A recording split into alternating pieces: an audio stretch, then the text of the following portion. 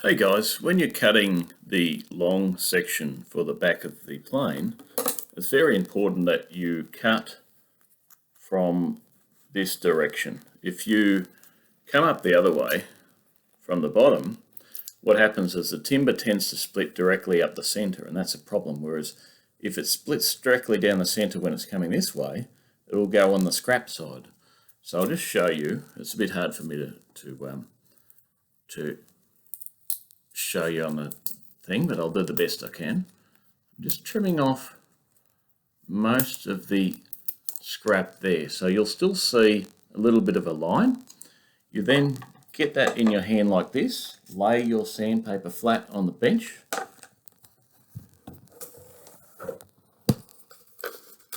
and